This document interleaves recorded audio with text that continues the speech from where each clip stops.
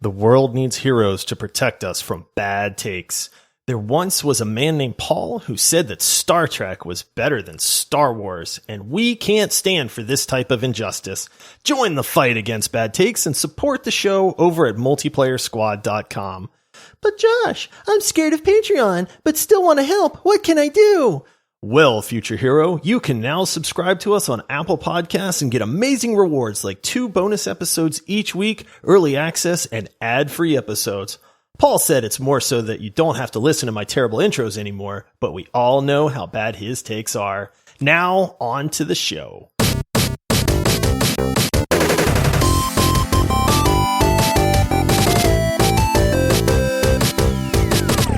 Hello, everyone. Happy Thursday, and welcome to the Multiplayer Gaming Podcast. We are very excited to have you guys here with us today as we release 2 podcasts every week where we break down gaming. And today on Thursday, we will be covering This Week in Gaming, where we talk a little bit about what we've been playing lately and also some recent gaming news. Please make sure to subscribe in Apple Podcasts or to support us on Patreon by visiting multiplayersquad.com. And also, if you want to come join the Squad Mates community, you can come join us in Discord completely for free. There is a link in the episode description, and you can come hang out with other listeners of the show. And also, you can hang out with me and Josh, as we are also active on there. And, I guess that's a spoiler alert here. Normally, I introduce you in a funny way here, Josh, but we've already dropped your name. So, why don't you say hello to the people? Hello, people. Paul, I'm a little underwhelmed.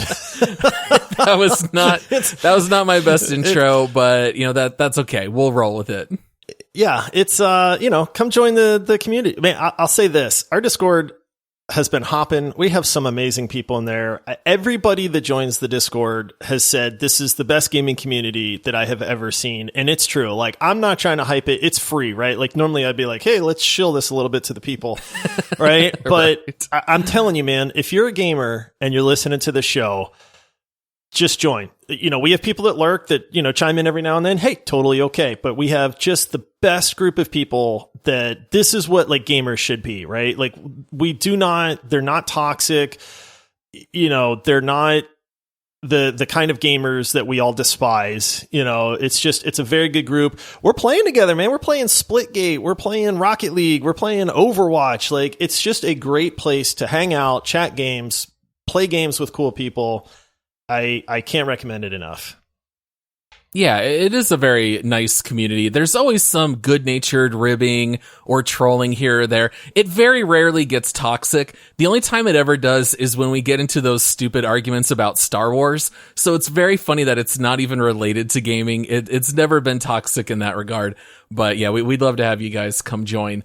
Now, as far as what we've been playing lately this week, Josh, I don't know if you have anything here to really talk about, but I was busy playing a little game called Her Story. Now, is this one that you have heard of? I have heard of this game. Okay. I have seen, because it looks like a live video, right? Is that the game I'm thinking of?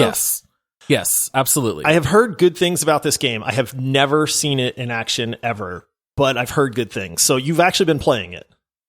Yeah, well, I bought it, and it's a very short game, so I beat it in my first sit down, and I was really just in the mood to play another story-based game, because our next deep dive, I believe, is going to be about 12 minutes, and that's a game, not know the that yes, the game, not length. And so I just kind of had like a little bit of a bug for some more story-based games.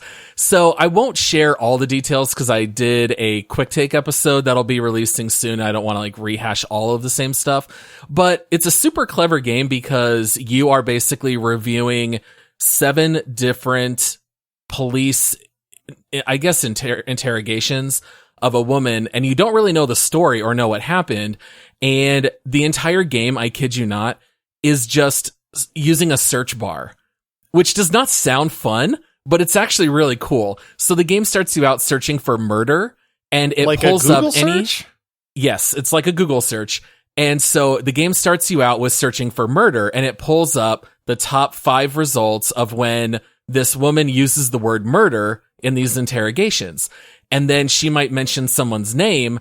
So, I wonder who that is. So you punch in the name and then it pulls up 5 different times that she mentioned it. And so you kind of like watch all of these videos out of order, and it weaves together this really interesting story with like twists and turns. And if you use certain search terms, you might like kind of stumble into stuff that you're not really supposed to know about yet. But even that is fun because it all ends up tying together in the end. But yeah, basically the whole game is just like cleverly using the search engine.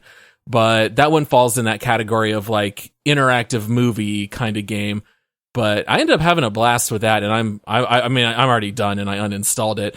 I do joke in the quick take episode that you might be able to beat the game in less than 2 hours, and you could probably get a Steam refund. Oh man, because it's so short. But I really liked it. Is there anything that you've really been playing, or is it mostly just preparation for the next show? First of all, I love a good story-based game, man. These are the games that they don't ever really catch the limelight, but they're such a good palate cleanser. You know what I mean? Like every now and then, I love a good story game. What's eating Edith, or what? It's not what Edith Finch. what's eating Edith Grape? Right? I know. Okay, I completely slaughtered. It's not. Oh my goodness! What's eating Gilbert Grape? What's the disappearance of Edith Finch? What? I don't know, man. All right, on a tangent. When I used to work at the movie theater, one of my favorite running jokes is that people would always mash the names of 2 movies together. And I just remember laughing so hard because people would come in and be like, I need 2 tickets for Tomb Raiders of the Lost Ark. Oh. And I'm like, what? And oh man, there's nothing funnier to me than mashing up titles like that. It's What Remains of Edith Finch. And now there I feel even worse because eating and remains don't go together. No, at all. So, but anyway, yes, I love a good story game. Firewatch is $5. You can pick that game up for. It's amazing. Play that game if you haven't. But dude, this is weird because I have been playing a ton of Hearthstone again. Like, no lie, I'm in the Hearthstone duels thing. It's just, I'm super busy with work, and Hearthstone's one of those games where I can kind of leave it running, pay attention to it for like 20 seconds to take my turn, and then go focus on something else, while that's happening. So it's like the perfect game to have going in the background. And I just been cracking on it a little bit, man, like to the tune of probably like 8 to 10 games a day for the last week or so. Like, I don't know why, but it's just, I've been having fun with it, man. It's one of those games where it's always good. It really is. There's a reason where it's at on our leaderboard, and it's just an entertaining game. I know we were heavy into the Battlegrounds part of it for a while, but I've been doing the duels because you can really build out some crazy decks. But yeah, that's, other than that, it's prep for the show, for upcoming games that we're going to talk about. Yeah, those along with the old faithfuls, Overwatch, Rocket League, those never grow out of style with us. No, so never. Those are always getting some love. Yep. All right, well, let's talk about a little bit of gaming news, Josh. I think this first one will be right up your alley. Oh, it's my alley, Paul. I know that you really love melee style combat. You love games that are like Eastern, like Ghost of Tsushima and things like that. So Black Myth Wukong. Every time you say it, I'm just going to go, whoo. Yeah, we got a 12-minute video, I guess, of like, not a 12-minute chunk, but like 12 minutes of various gameplay footage in the game. And I guess I'll just kind of toss it to you. Do you want to talk a little bit about what this game is? Oh, man. So Black Myth Wukong is a melee combat, a very Dark Souls-ish style with an amazing art style to it. There's been a lot of videos. Now, this game is still pretty far from release. They're talking a 2023 release date right now, which is far away, right? But this game looks like it's ready to release. Now, what this latest video did is they've transitioned to Unreal Engine 5. And if you're not familiar with Unreal Engine 5, this is all the crazy lifelike tech demos that have come out, where Unreal Engine 5 is almost photorealistic. Like, some of the stuff they can do in that is unbelievable. And so this Black Myth game transitioned, and they said, look, we're switching to Unreal Engine 5 from whatever they were using before, and they were showing off some of the gameplay and the graphics for it. And it's mind-blowing, man.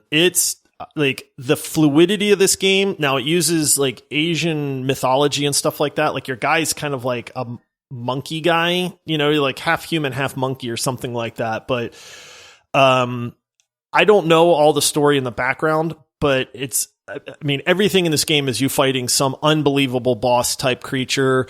I know that you can get like weapons and powers from them when you defeat them.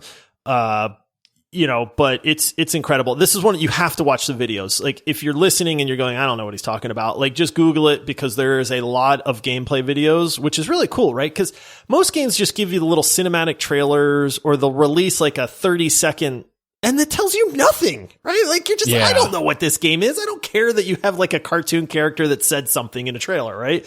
This is all about the gameplay portion. So look up the videos. It looks unbelievable. Like I would say, without playing the game, that it looks better than any Dark Souls game that I have seen. And I'm a huge fan of Dark Souls and, you know, Sekiro and stuff like that. So, you know, that's big words coming from me. Obviously, this game could flop and it could suck, but for what it looks like right now, I am blown away and I cannot wait.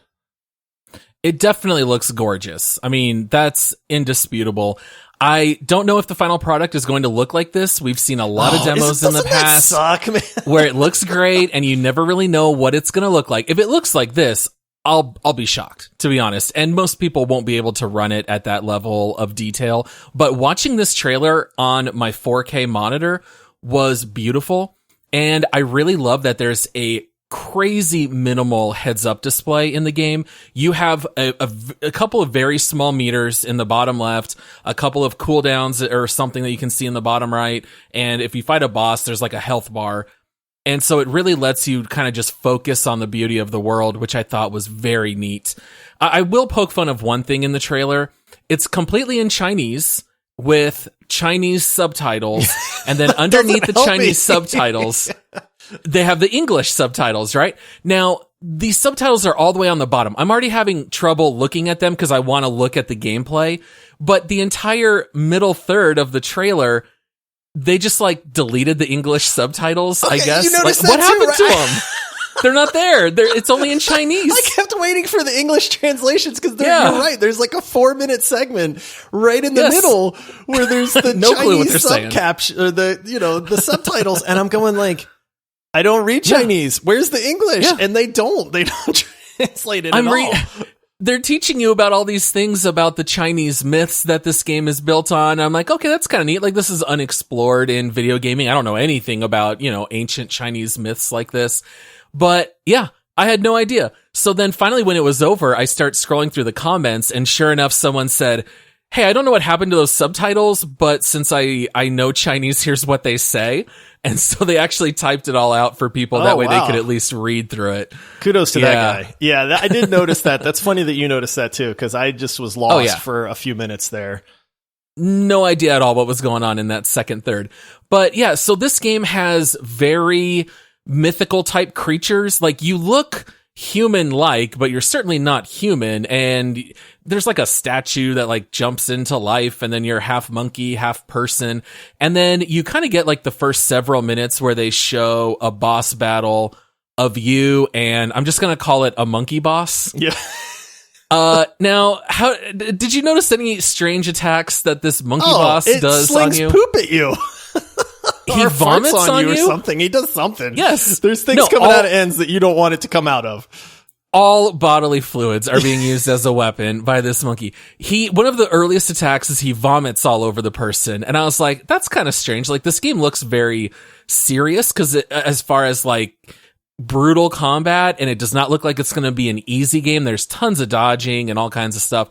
And then he vomits on you. And then later he like hits the monkey. The monkey's kind of too far away. And then as he runs up, the monkey turns around and farts on him. And then I was like, I don't know what to make of this game now. Like, brutal combat, but fart attacks? It was very strange. That's brutal, Paul. That still qualifies as brutal. It's his strategy to distract you, right, for his next physical attack. But yeah, I mean, this game's also got half bird, half man. Oh, that thing was creatures creepy looking, man. That talk to you. Yeah. It's like the fly. And then that was the head of a human, the body of a bird. But then it transitions into like, you're now a bat. I think that's flying? part of the mythology of this game is that you can transform your character at certain times to certain things. And like I said, there's been other gameplay videos where I know you can get abilities and weapons from the bosses that you fight. Like one point, you're fighting this gigantic werewolf looking thing. Like the bosses in this game look incredible. So there's special moves. You can extend your weapons. The combat looks incredible. But yeah, it definitely seems like they're going for a lot of variation in things. Like they had that one flying scene where you're chasing the world's ugliest bird because he looks like he's half Buddha, half parrot or something. I don't know, man. Something. Yeah, I don't either. It's definitely fantastical creatures. But I love that stuff. You know, it's a very like fantasy type setting, but it's all rooted in like Chinese mythology.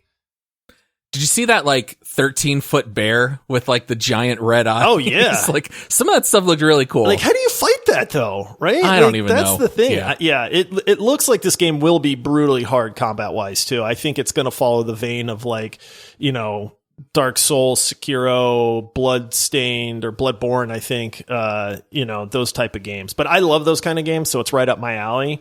Unfortunately, it seems like we're going to have a really long wait. Yeah, crazy long wait, which is exactly what we say not to do because you end up having too much hype and it kind of feels like there's nowhere to go but down. I'm already hyped. So I'll be kind of curious to see. The one thing that I didn't go crazy about that almost everyone else did was the snow. I kind of felt like this is already in Red Dead Redemption 2. Like they've already got the fantastic footprints in the snow and you see the piles of snow fall in if you walk through it. So, I mean, that part I thought was neat. I did think that the snow in the air was maybe a little distracting because there's like 7,000 snowflakes continually flying across the screen. That I wasn't so crazy about, but everything else is especially beautiful in the backgrounds. Like you see these mountains at a distance that are incredibly detailed. It seems like with this engine, there's just an unlimited draw distance on everything, and it all looks amazing. Yeah, it really does. Watch the videos. That's really going to do this some justice, and I'm already hyped. I'm trying not to be, but I am, and I know that that's bad.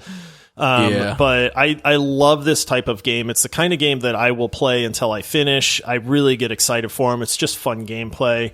I love mythology stuff. So we'll see. I mean, they're not shy about releasing videos about it, which makes me very encouraged. You know, they don't even have to have a story, man. The whole game so far just seems like you're fighting like 100 different bosses, and I'm okay with that. Yeah, even the one little segment where they're kind of fighting like the statues that come to life, even that they kind of like ran past most of them. But yeah, I'm very curious to see more in the future. This is not the style of combat that I enjoy, but I did think that the game looked like a lot of fun. Yeah. And we've got to wait a whole year and a half minimum, maybe even a full 2 years. I mean, who knows? All right, well, let's go ahead and take a brief break here and hear from one of our sponsors. Look, gaming is a hobby, and like any great hobby, you need the best tools possible. There's a reason you never see pros using shoddy gear, and it's no different when it comes to gaming. Logitech provides some of the best peripherals in all the gaming world. That's why they've partnered with us to bring you into the same world as the pros. Head over to multiplayerpodcast.com/Logitech and marvel at the gear you've been missing. Do yourself a favor and stop using those cheap mice and keyboards. Get yourself a great headset and hear what you've been missing. Logitech is where it's at, and now you know where to go to get the best gear out there. Now back to the best podcast out there. Shazam! All right, Josh, we're back. Let's talk a little bit about Call of Duty Vanguard. Ooh. We got a new COD on the horizon. This one comes out much sooner than 2023. This one comes out on November 5th. Ooh, I could care less, Paul. Wow, no love for COD. I feel like you enjoyed Black Ops Cold War. I did. Is it that you're not interested going back to World War II? Or you've just already moved into Battlefield mind? I'm in 100% Battlefield tunnel vision, man. Okay. Give me 2042. Give me all of our friends playing it, our Discord server playing it. Give me, everything that I love about Battlefield. This is one of those things where, I'm famously, I have admitted that I did not play Call of Duty, right? Black Ops Cold War was the first Call of Duty that I ever played. I thought it was a phenomenal game. It ranks very high in our leaderboard. It's a great shooter, but I just enjoy what Battlefield has to offer. Now, I'm not talking about Battlefield 5 and 1 because those kind of sucked. But I'm just kind of over the World War II thing. I'm over the Call of Duty being in World War II thing. I just don't. But you didn't play any of them. I didn't. I know, right? And it's just, but I've you're seen over it? so many of them, right? Like, it's just there are so many World War II video games. It does kind of feel like, oh, we're doing this again. Like, I remember there was a short period of time where there was like Day of Defeat, Medal of Honor, Battlefield 1942, Call of Duty, and all of them were set in World War II. And it felt like every first-person shooter was at that time in history. I don't know why we don't get a little bit more of it. Like, I know Battlefield did Vietnam, and not everyone loved it, but, running around with shotguns in the jungle, I thought it was kind of neat. I kind of feel like we have more to explore than just World War II. But at the same time, those were some of my favorite Call of Duties way back. The very first one I ever bought was Call of Duty 2, which was a World War II version of it. But I guess there's a new Warzone map. Does that interest you at all? No, I haven't played Warzone in forever. Yeah. I mean, honestly, it's one of those things where the only excitement that I have from all of this Call of Duty news is that they're all starting to work together. So I was reading this article talking about Vanguard, how the Vanguard map is going to be in Call of Duty Warzone, and these like 3 different studios are all developing this stuff. Warzone is finally releasing like a better anti-cheat because I have seen the cheaters just out of control in that game. I don't watch a lot of like Twitch streamers and stuff, but I mean, I do know the famous ones, and it's like even they're getting frustrated and moving on because of the number of hackers and stuff. So it's kind of like you need to address this, and it sounds like they finally are. I don't have anything against the Call of Duty franchise. Like they're amazing games. Like there's a reason that they're so stinking popular. It's just that I've always been a Battlefield guy, and you're talking about Call of Duty Vanguard versus Battlefield 2042. This is like a 1 versus a 10 for me because I just don't have any interest in Vanguard knowing that 2042 is going to be there. Yeah.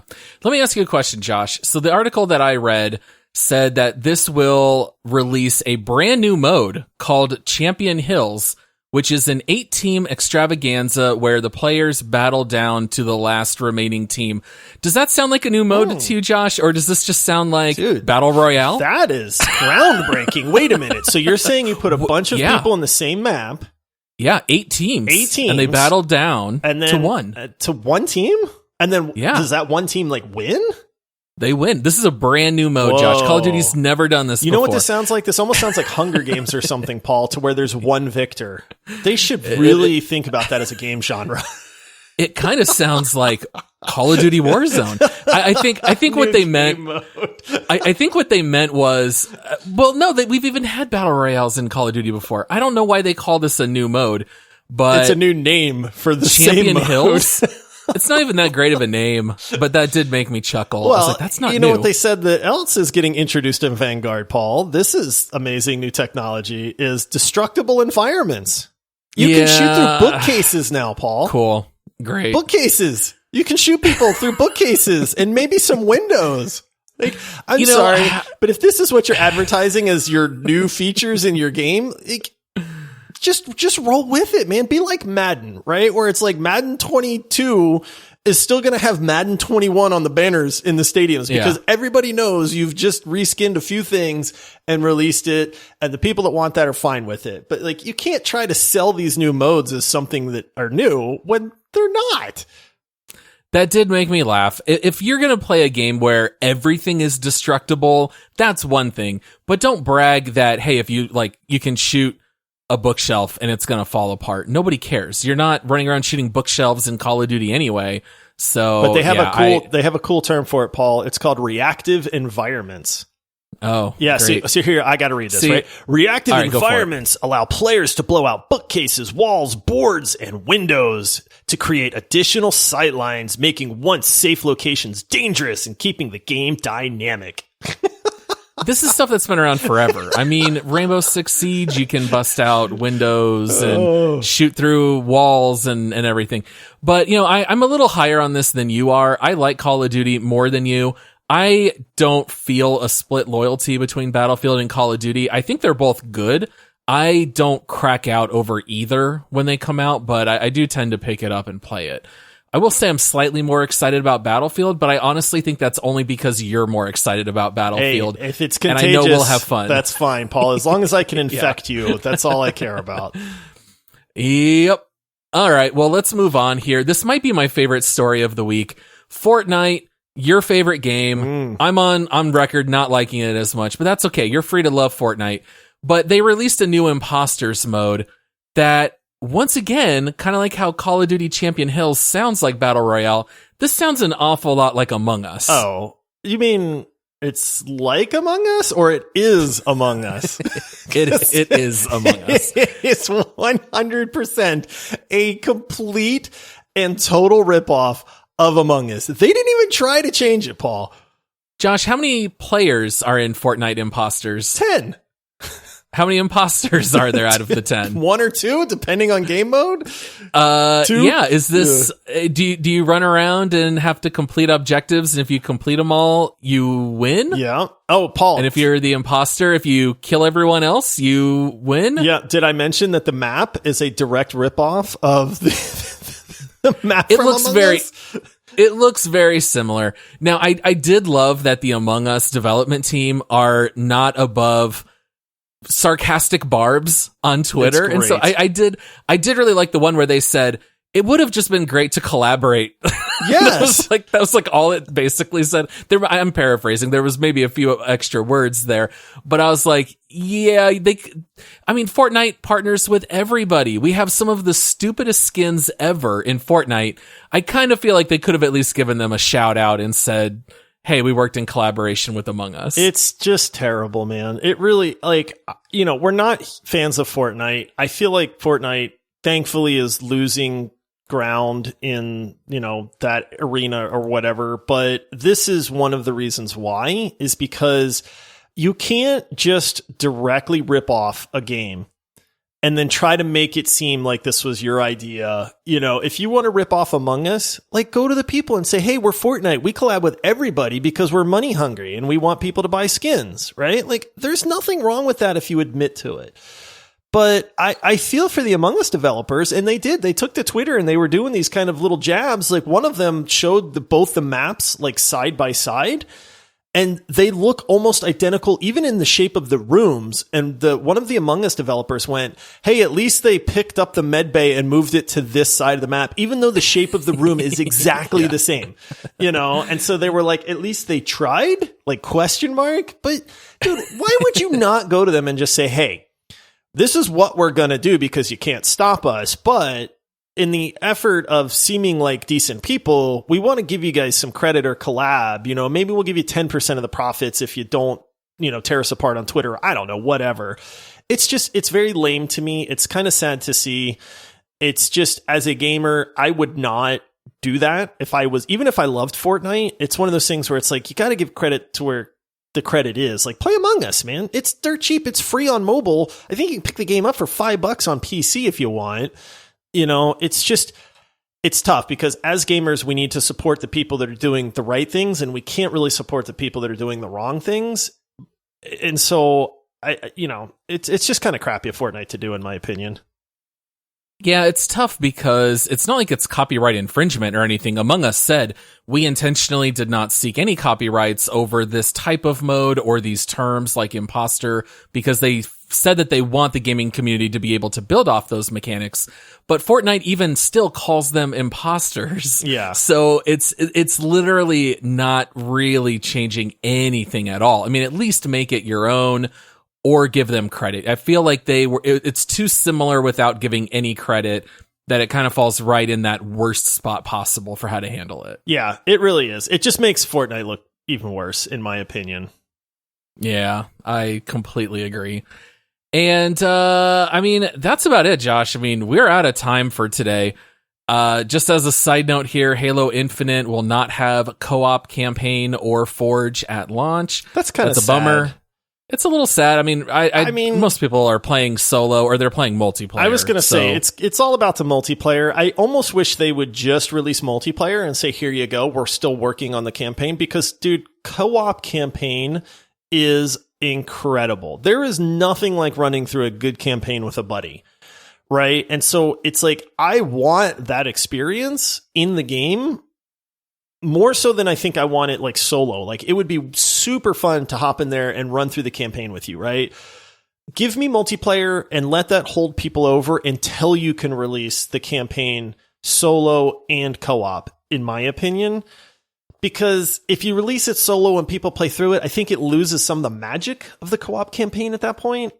I mean, maybe that's just me, but you know. No, it's not just you. You want to go through it for the first time with your friend as a shared experience. If I go through it all solo, I don't know that I'm going to be terribly inclined to play it again with a friend. But then again, who knows? I mean, this is going to be the first open world Halo. I have no idea what that's even going to look like. But it is a little bit of a bummer. We'll just have to wait for the co-op. But I think we're most excited about multiplayer anyway. Yeah. So it's kind of like, meh. Yeah. Yeah. All right. Well, that's all we got for today. We will be back with a bonus round episode on Monday. We also have a few new people to thank who joined Patreon. There's going to be some thanks going out. Huge thanks that are going to be going out. And if you want to come help support us in the meantime, you know, we would love to have that support. Our podcast is completely funded from supporters who reach out by Apple subscriptions or on Patreon at multiplayersquad.com. And if you do pledge on Patreon, you get a shout out on the show. And so we would love to be able to do that. And it's a way that you can help support, hopefully, one of your favorite podcasts. And then we'll be back with our full hour episode on Monday. So happy weekend, everyone. We'll see you next week. Yep. Have a good one, everybody.